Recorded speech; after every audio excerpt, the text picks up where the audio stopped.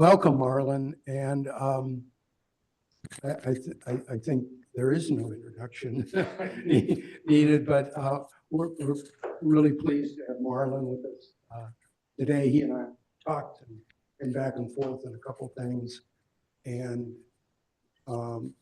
excited to have him here in his new role. And the goal here is simple.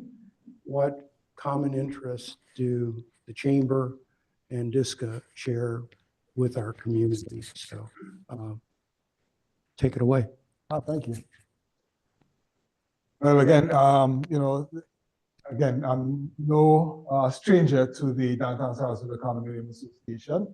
Obviously, I'm in a much different role than I was previously when I probably last did a presentation. I think the last presentation I ever did to you all was on Zoom, sitting somewhere at 1565 First Street in downtown Sarasota. So, I obviously, retired from the city of Sarasota. I kind of sort of gave myself about 3 months to 1 month to kind of divest myself from city government, 1 month to kind of take it easy, relax, and then another month to more or less start looking for another, position somewhere else where I could, continue using my experience in public policy to help an organization. And so, very fortunately, the timing was right, and the chamber had a position that was open. And so, I had a conversation with the chamber leadership, and the rest is, as we would say, is history. This role that I'm now in terms of the Director of Government Affairs, is a position the chamber had a number of years ago. It was one of the positions that they had where, if you know an individual by the name of Del Bergsoff, he was a previous city manager, I believe from somewhere out in California. He held that position previously, and much recently, they had an individual who actually was in that role as well. So what I'm going to do this afternoon is kind of share with you sort of what the chamber does, and what my role is, and then I'll open it up to other, questions that you all may have. Make sure I'm forwarding this to forward.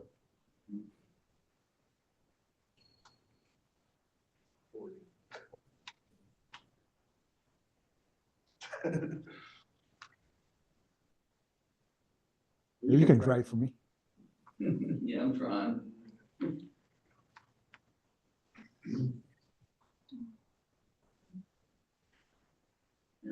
All right. If you can go back to the first one. Everyone is familiar with this individual. This is the Heather Caston, who is the president and CEO. Heather has been there for about 6 years with the chamber. She was previously with the chamber before she went over to Lakewood Ranch, and then she was brought back as the president and CEO. Heather's doing an awesome job, and I'm not saying that because, she is my boss, but really and truly, when you look at, as you'll see in one of the slides, when you look at the achievements of the chamber, you'll see, how nationally recognized this chamber is. And so Heather is our current president and CEO. Next slide. Joe Hembry, with Hembry Associates, is the current chairman of the board. And so, Joe is really an individual who many of you may know in the real estate business. And so the chair of the board changes annually. And so Joe is the current chair. The vice chair is Matt Broadway from ICOD Merrill, and he'll be the hope if the board approves, he'll be the next chair. This is the staff of the chamber. It's what we call a very small but very mighty staff. And one of the things that I would say is that the chamber does a lot of events. And one of the things that I quickly learned, from being in this new role is that it's all hands on deck type of organization. It's a staff of 15 members. And so when we put on an event like, let's say, the Small Business Awards or the annual brunch and party in the Bay, this is a staff that basically does it all. From in terms of, putting, flyers on the table, doing registration, making sure that, people get seated where they are. This is staff that do it. And I will tell you one of the things that Heather was concerned about is, okay, Marlon Brown, you were the city manager of a 800 plus organization, a city of a population of, just, about 56,000. Could you see yourself filling somebody's water glass? And I said to, Heather, I said, nothing is beyond me. I said, I knew where I came from humble beginnings. And because I was a city manager, it is not beyond me to go back and fill somebody's water glass. What are you doing? So, or give out flyers or open the door and give them direction. If anyone knows me and knows my role, even as city manager with my staff, when we had events, whether it's in 112, whether it's in the chamber, I would be the first to say to, Alexia and Christina, what do you need me to do? Do you need me to go, get the cooler? Do you need to get the ice? So title means nothing to me. And the way that I was brought up keeps me honest in terms of, helping out those who need help. And so this staff, we call it a strong and mighty staff, and it's always all hands on deck for anything. Who we are, and we go to the next slide quickly. This is an organization that has a mission that will cultivate Sarasota's prosperity and quality of life through our business members. We're the voice. We're the voice of the business, the businesses, and we try to create opportunities and solutions, for our community. Again, engaging our businesses with whatever needs that they may have. Again, we were established in 1921. We have a board of about 40 members. We have about 1,400, and actually, when you look at the numbers to date, with that 136, we now have about 1,500 members that are members of the chamber. That represents over 60,000 employees, 60,000 employees, a greater number, and obviously not all of the businesses are in the city of Sarasota limits. We have a number of organizations that also are from Manatee County that are part of our chamber because their employees or their spread or their business also infiltrates Sarasota County and beyond. And so they find it a very good benefit to be part of our chamber and to be represented by the chamber. So these 60,000 employees, and I think this number is probably understated. Again, when you take a look at the type of businesses that are members, I think it's a little bit more than that, but this is the number that we have right now. We're actually getting ready to do a membership survey that also does a population count of how many employees are actually in some of these businesses, because the impact of the number of employees and what, again, in my role as a government affairs, the policies that government make impact these individuals. And so when you have a number of employees that are impacted at this number, my role and Chamber's role is really to send a strong message to government about the policies that they make and how it could impact our businesses. And so I want to kind of share some of the, again, the events that are upcoming and who we touch. We have a young professionals group that, we again try to engage, a lot of young professionals that sometimes they don't necessarily go to events that may be in Sarasota proper. So we try to create and cultivate these young individuals and try to have them networking with each other, so that, if there are similarities in terms of the things that they do, they can contact one another for assistance and help. Hustle Bars is basically a set of skills that we try to share with our members. Some people, again, you may be wanting to get into like marketing, but you're not too sure about marketing, or you're not too sure about selling goods or services. And so this is a way to kind of give them the skills needed to be able to do those types of transactions. Power Lunch, again, it's a quick way to get our members together so they can discuss and network, network together.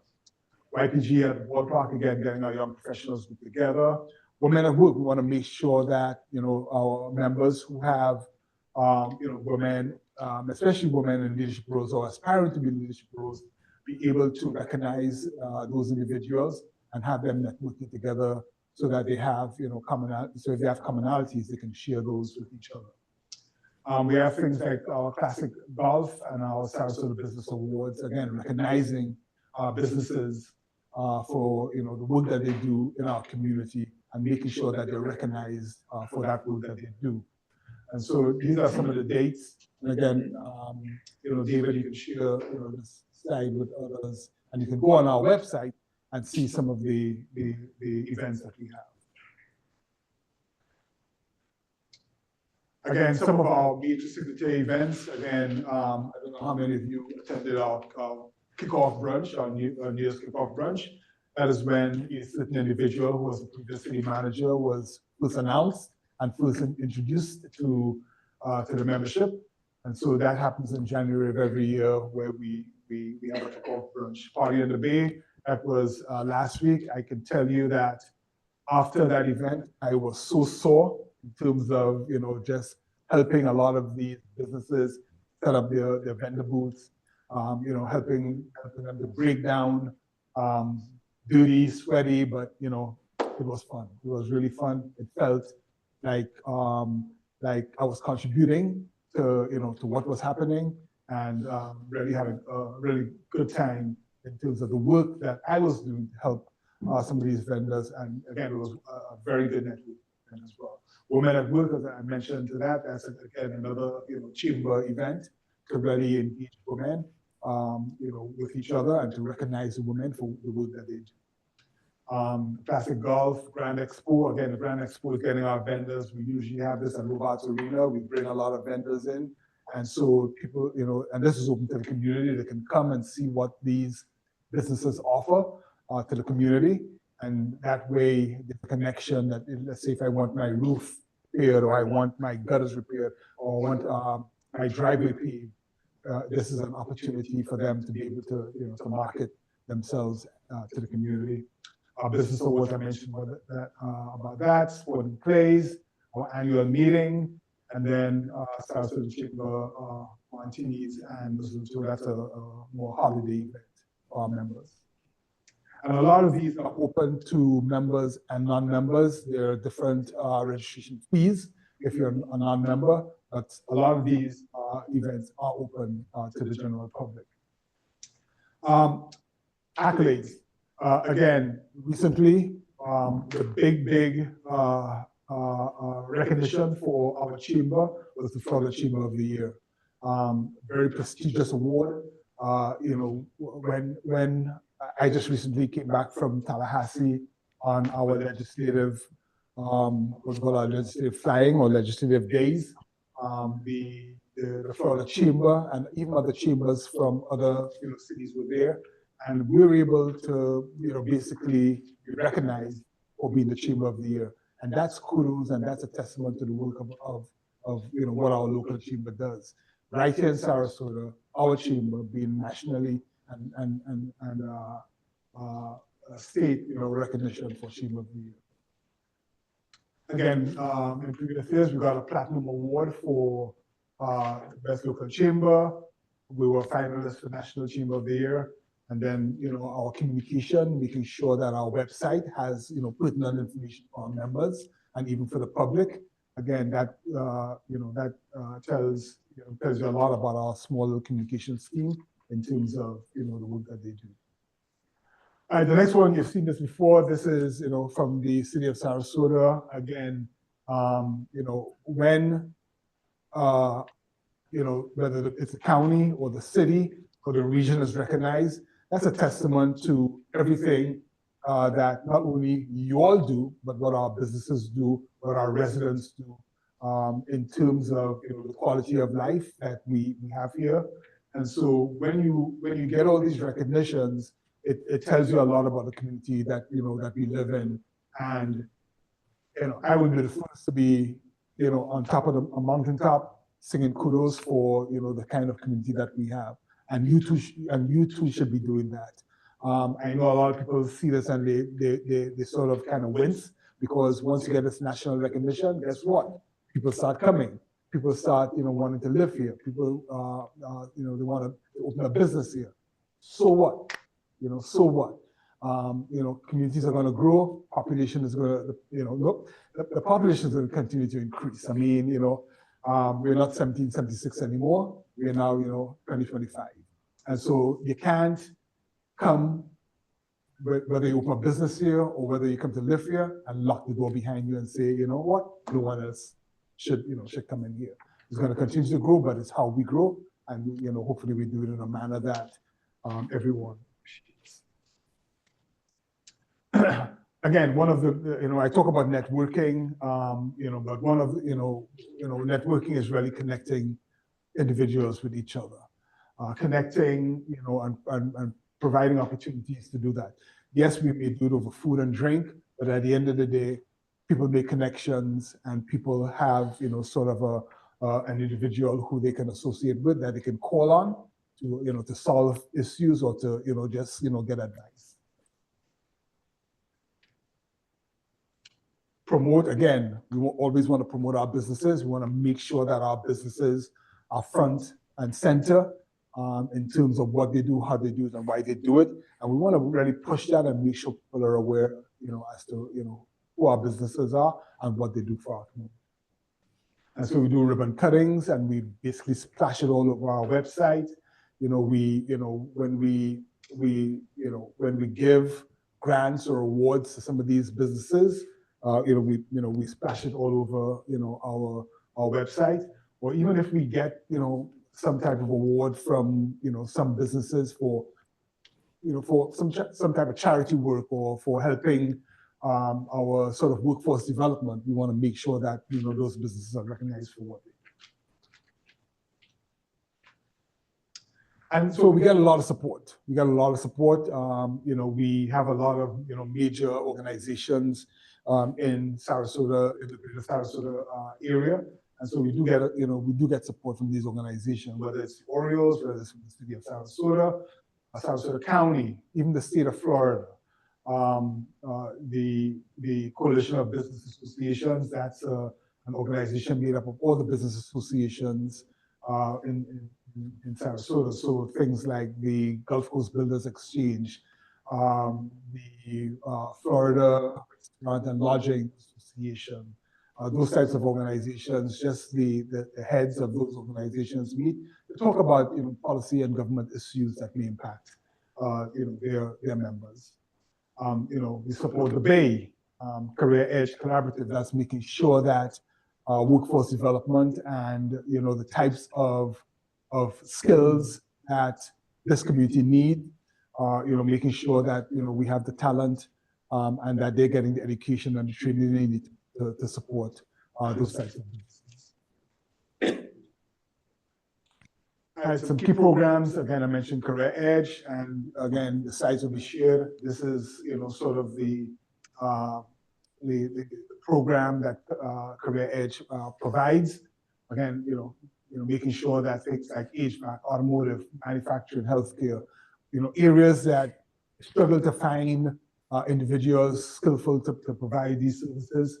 When kids are growing up, everybody wants to be a doctor, a lawyer, and when we actually do a survey as to what type of wages these types of jobs are now seeing, it's almost six figures.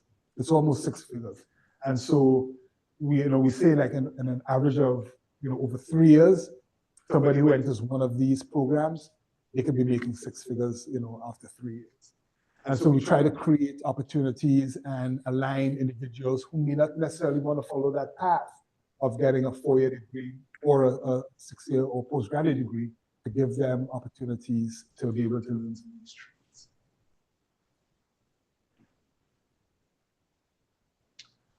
Leadership Sarasota, again, making sure that individuals, young individuals such as myself, I'm kidding, I'm not that young, hopefully, try to get them together, trying to make sure that they have sort of a network that, again, when they do move up in an organization, they can call upon each other, kind of share thoughts, ideas, and advice, solutions, so on and so forth.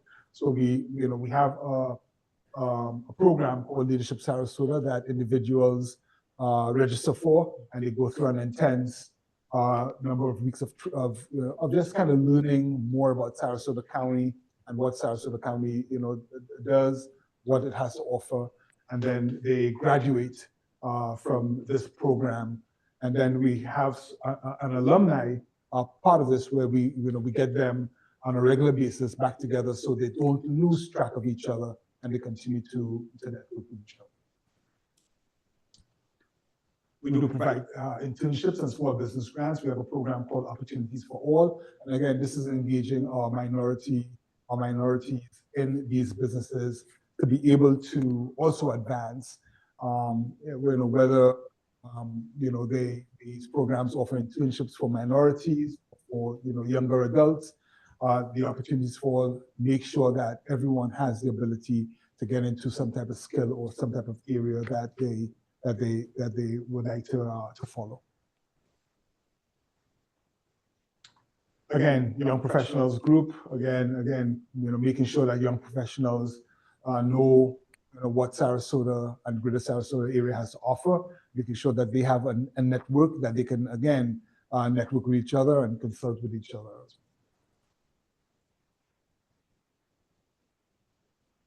All right, don't know who this guy is, but my title is Director of Government Affairs, and I'm going to share with you some of my responsibilities on this. All right, so my major responsibilities, and again, when people ask me, how was your first, couple months with the chamber, I said it's not like drinking from the fire hydrant; it's like drinking from the bay. The amount of things that Heather, and again, I don't know how they were doing this, and Heather basically said they would just kind of flying by the night. In some of these things, like when somebody could attend a city commission meeting, or when somebody can attend a county commission meeting, they would send someone. And so, just in terms of just my being there, and again, the great thing about Zoom is I don't have to be there in person. I can sit at my desk and do something else. But I, attend all city commission meetings. Just listening, making sure that any discussion or policy discussion impacting our businesses that I'm aware of, so that we can be ready to respond or to react to that type of discussion. County commission meetings as well. I mentioned the Coalition of Business Associations. We have a council called Government Issues Council. Again, talking about major issues, and you'll see some of those on the next slide that are very current. And I have to make sure that I'm aware as to what's happening, why it's happening, who's happening to, and what the impact is to our community and to our small businesses. A State of Community, that's a quarterly event. The last one that we had were the interim city manager and the county administrator talking about, what's happening in their respective governments. And so the next one we're having with the FDOT and the MPO. And again, this happened, you can go on our website. It's at the Carlisle Inn, right there on Via Vista. And again, it's open to the public. Again, whether you're a member or a non-member, you pay a different price for that. Coffee with the commissioner. The previous commissioner that we had, so we tried to alternate this between city and county. Commissioner Tom Knight was our last invitee that came in January. And so Commissioner Kathy Kelly Ulrich, just recently elected, is our next invitee, and she's coming this Friday to coffee with the commission. And then following that, Commissioner Jenny Ann Koch will be our June invitee, and she's already accepted. And then following that is newly elected Commissioner Teresa Mass from the county. Federal legislative priorities, state legislative priorities, again, those are my responsibilities. And I will tell you something which is really, I wouldn't say surprising, but really, really good for our community. When I started this position and I was asked to develop the priorities for the chamber, and I started looking at, some of the things that the chamber, that the chamber was working on, things like affordable housing, water quality, workforce development, economic development. I said to Heather, let me reach out to my counterparts in both the city and the county and see what their priorities are, because again, this is legislative season. And not surprisingly, but what is really good for our community, the priorities of the city and the priorities of the county also align with the priorities of the chamber.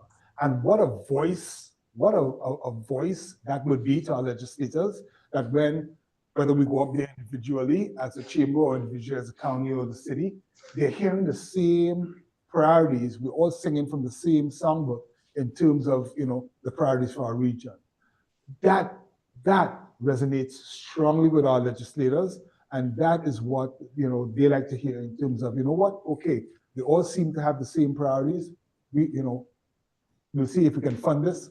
It's up to the governor to veto it or not, but they strongly like that unified voice of what our priorities are.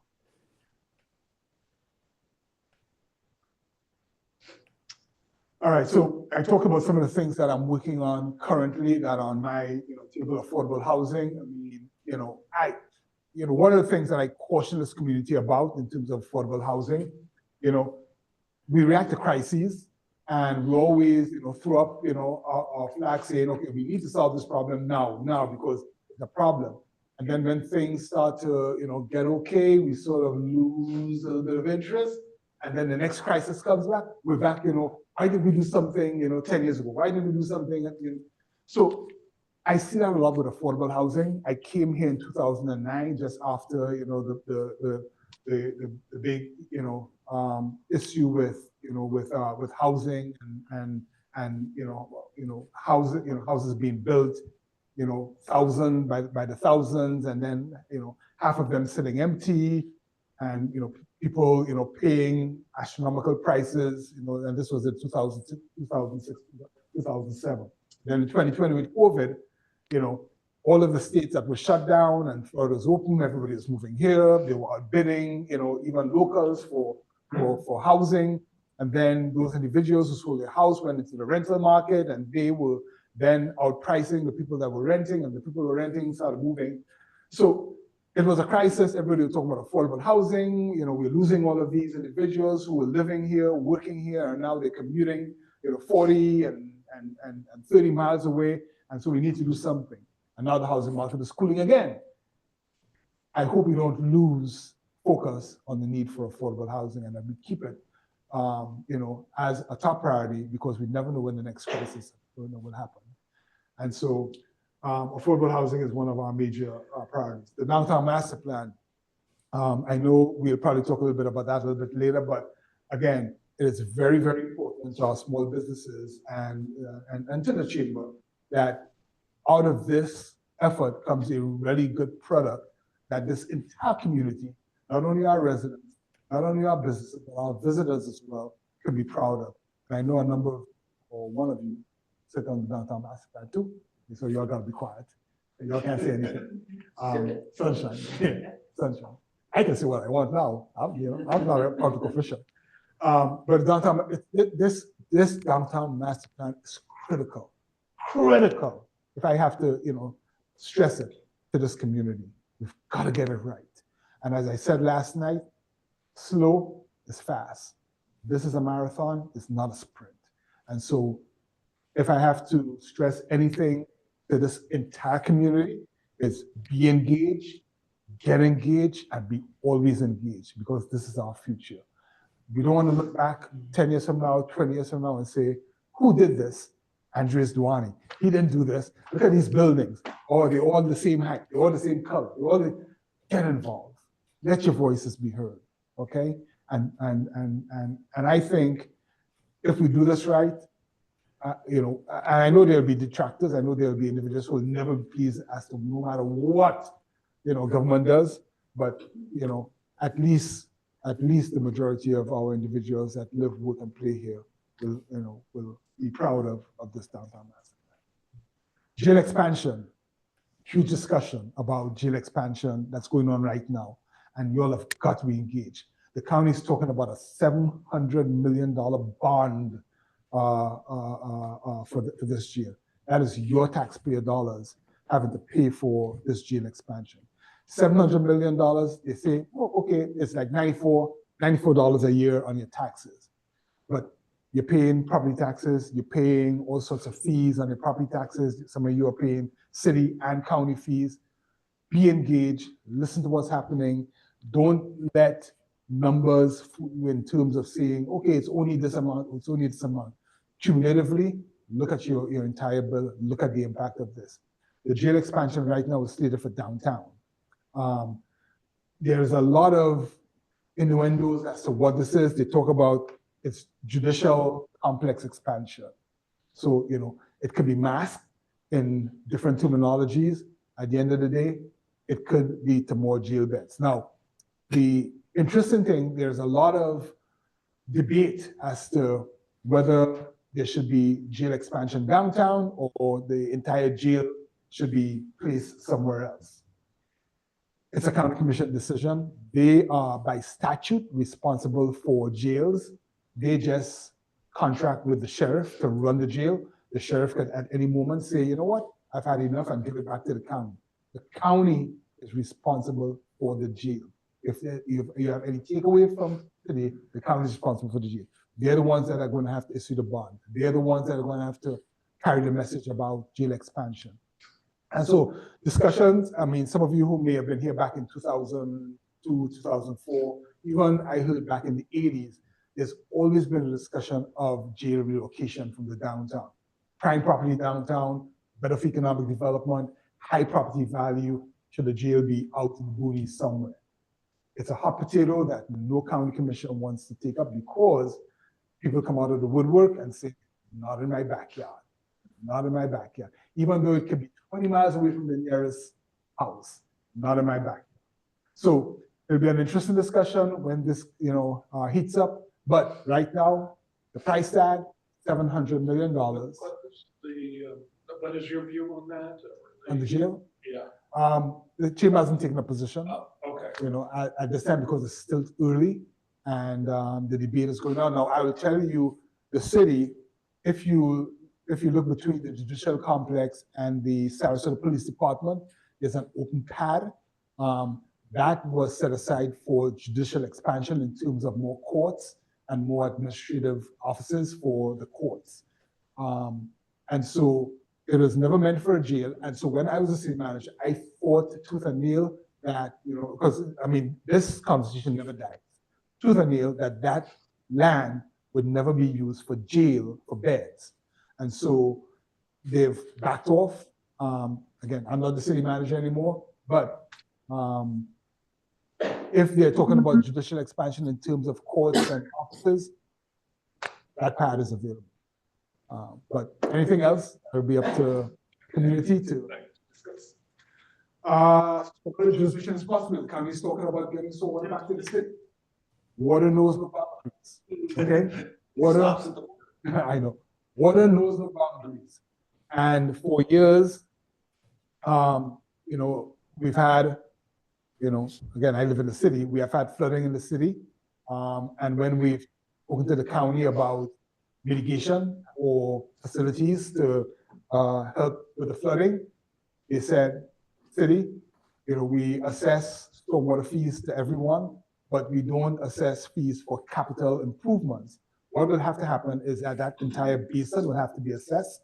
So if there's flooding, let's say in Hudson Bayou, someone who lives way out on the east side of the city, because they're part of that basin, will have to pay to mitigate the flooding in Hudson Bayou, even though they don't see any flooding.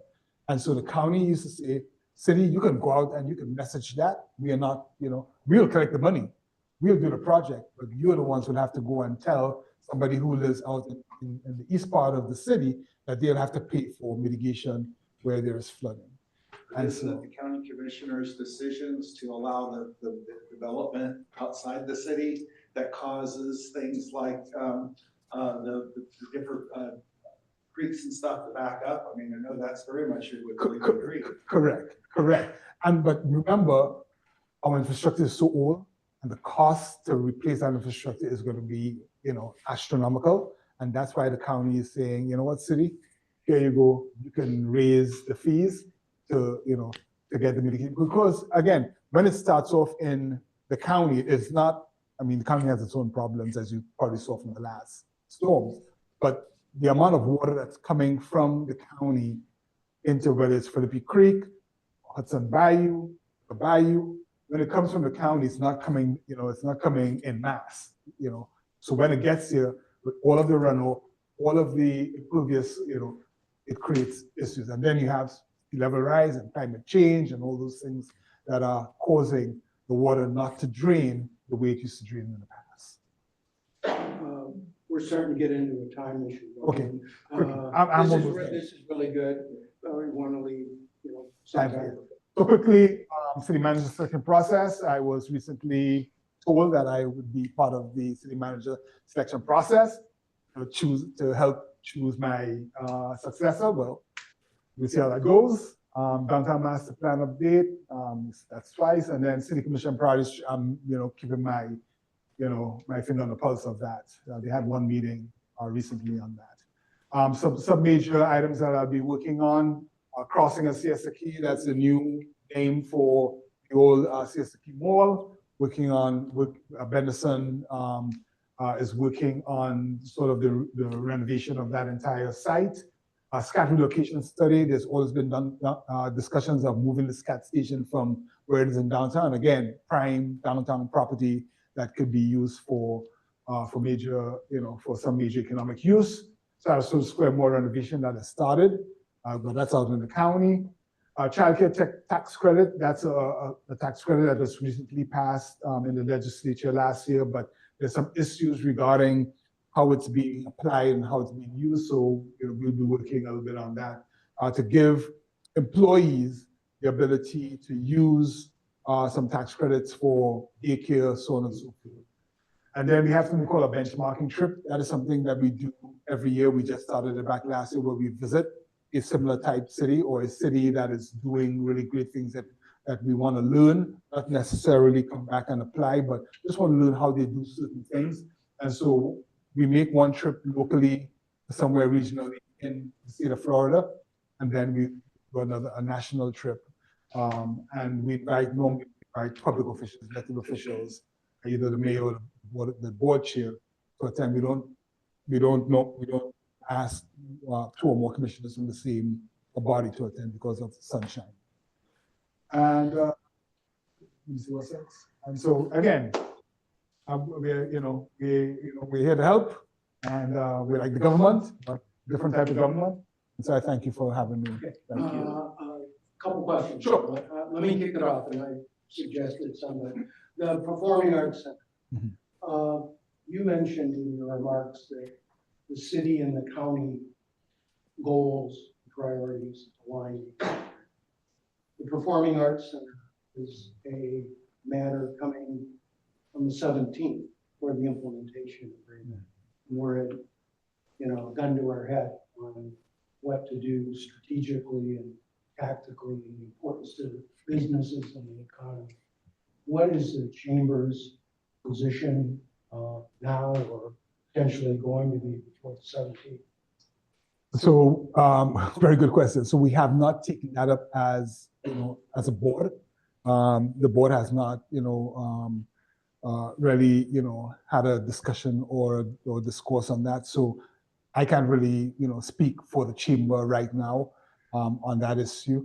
And then one of the things to David is that it is so early in the process in terms of I think the next step is schematic design.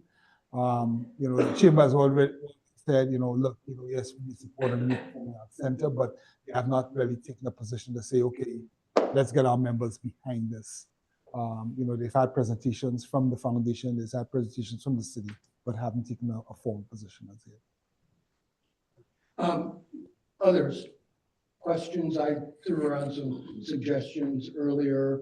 There's a number of things, but I have a question. other board members? Hey, Marlon, the city manager, assuming that the candidates have all the technical skills and they've managed a city of similar scope, they're qualified, they're educated.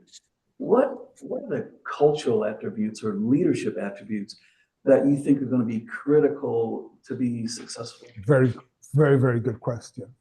One of the things that, other than the technical or their experience is, number one, ensuring that, and again, this is not necessarily, this is a skill that inherently they should have, the ability to be creative thinkers, to be critical thinkers, to not see, for example, this cup is a plastic cup and you can see through it. How much water could that really, hold? What if, there's ice in there, would it form frost around the glass? If you put hot water there, would it melt so looking beyond what is black and white before you are looking critically as to, okay, the impact of a decision that's going to be made, I think is it's a skill that, that person should have. Not being a micromanager in terms of, the type of, when you hire someone, you hire that person for the expertise that they have, when they're talking about your staff. And so, you don't necessarily have to be a micromanager, but you have to know enough about that subject area that you can make, critical decisions and help that individual, with their decision making. And I also tell my staff, and I tell, even city managers who ask me to mentor them, never fear being fired or doing the right thing. I have never gone into a city commission meeting on any Monday fearing that I'll be fired for doing the right thing or saying, or speaking, about an issue. And I get criticized for that because people used to call me like, oh, he's acting like the sixth commissioner or king or whatever the case might be. No, leadership is more than being a sixth commissioner. Leadership is being more than trying to be a policymaker. Leadership is, being able to share with those who are making policy decisions what the impact of that policy decision would be. And so some people would think that, because, I'm advising a commissioner as to what the impact would be, that I'm, telling that commissioner how to vote. I've never told a commissioner how to vote on this. Never. Any more comments, Roger? Well, Marlon, before you left the city, you were proposing some affordable housing downtown. And I'm just curious, what has happened with that? I have no idea. I'm sorry. I haven't apologized, but I know that they were still trying to negotiate with the foundations on an agreement for the actual purchase of the land. The land is already purchased, but to get reimbursed for that. And so I know they were working on those documents, but other than that. I've got one on transportation, Sure. Marlon, mobility. Yes. County and city alignments. Downtown is getting dense as heck. I think calculations, the quay, when it's built out, is going to be 70 units an acre. I mean, you got to Lakewood Ranch and it's 2.5 an acre or something like that. The county's responsible for transportation. We got a disconnect, I think, between, or an opportunity, shall we say, of more downtown, greater downtown transportation and mobility needs to mitigate some traffic things and whatever. What is the chamber thinking about? I think one of your slides was talking about transportation. Can you talk more about that? Again, one of the things that we don't want are people commuting 50, 40 miles away. And so it's critical, as you saw, SCAT or Breeze on there. And then we're having what we call a state of community with the MPO and FDOT. It's critical that, and again, we're not talking about widening roads. We're not talking about, building new roads, but, trying to ensure that other modes of transportation are being considered. Again, the city took a huge gambit with the downtown trolley and it's proven very successful, despite, individuals saying it would never work, no one would ride it, so on and so forth. And so I know the county tried or trying a trolley from, directly from the airport. And, I know it's not working, but part of it is frequency, part of it is reliability, part of it is knowing that, hey, every 15 minutes, if I stand here, a bus or some type of transportation will come. We have the VO scooters, we have, you know, the, we have, other, we extended like the Legacy Trail, we did the complete street with Ringling. So from the city perspective, city seems to be doing everything to make sure that individuals have alternatives other than getting into their car and drive. I will tell you one thing though, condominium or even apartment developers will tell you that when they survey their individuals who are coming to live there, they want 2 parking spaces. That people are not getting away from that. And so it's a mindset that, I hope that we can change as people get more reliant on, Uber and Lyft and those types of things and ride sharing. Hopefully that will help, reduce the need for finding room. What do you think, going on that same train? Obviously, for the affordable housing thing, those people are more likely to use public transportation and so forth, and to get rid of those requirements as far as for parking. Very good question. I mean, that was something Senator did in his project that stalled. Very good. They were trying to get rid of that so they could build it and focus it just on the facility. That way they're close enough to downtown, they can work Very good downtown, question. whatever. So the project Roger asked about across from City Hall, it was 1 space per unit, and the rest was going to be public parking. But you're in the heart of downtown. You're going to be enjoying all the benefits of downtown. Yes, it's downtown. You probably have nurses and law enforcement officers and bank tellers living there. They may have a tendency to use a car, but if we have a good, robust transportation system, they don't need to get in the car. And you're right across from the Sky transit station. No problem. Really enjoyed. Thank you so much for having Thank me. you. And have a good night.